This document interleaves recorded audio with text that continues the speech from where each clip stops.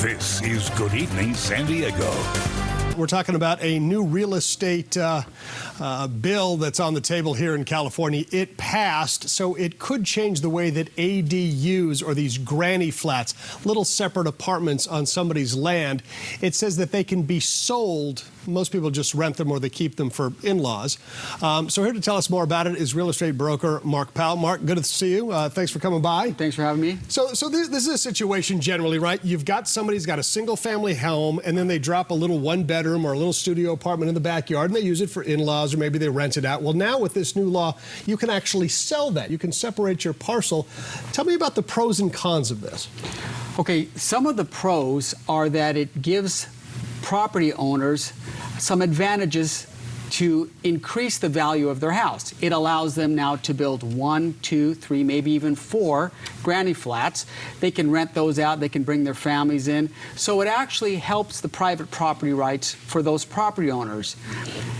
It also helps with homelessness because it's going to create more inventory at a lower price. It keeps costs down, and it brings in extra tax revenues because each one of these now are a different parcel that can be taxed by the county at different levels. So if they, instead of having one tax base for that single family home, they build 4, now they'll have 5 parcels to tax. So the problem is, I mean, one of the problems is all of a sudden, right, you've purchased a house, you're in a nice little neighborhood, there's another single family house next to you, and now this law gets passed, and now the person who owns that house could maybe, build a bunch of different units on it, and now you've got a neighborhood that has a lot more people, less parking, maybe more congestion? So this is why this is a double-edged sword. Some people say this is an enhancement to my private property rights, and the other people are saying this is infringing on my private property rights because I bought in a single-family neighborhood.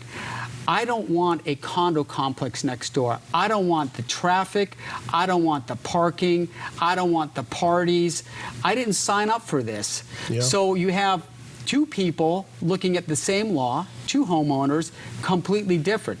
Now, let's say it's your house. You may not want that condo complex next door, but let's say it's your house and you go, I need some extra income. I'm going to build a couple of these and I'm going to sell them. It seems to me that the whole idea with these granny flats, it was designed for like the individual homeowner. They could put one back there, they could rent it out. Maybe if they wanted to sell it was kind of a mom and pop thing. But you know what happens here in San Diego, right? You pass a law like this and big corporations come in from outside of town and they start snapping up these single family homes and building lots of units on there, and there goes the neighborhood. Oh yeah, and so what you're going to see is you're going to see the fabric of certain neighborhoods could change drastically as these units start to become more and more readily available. Yeah, we got to wrap it up. Could they just put like a limit, like, okay, it's only 1 or 2, and I know cities have to opt in, so a lot more has to happen now, right? So the city has to opt in, but you know, it can be San Diego City, National City, Chula Vista, and then they will control how this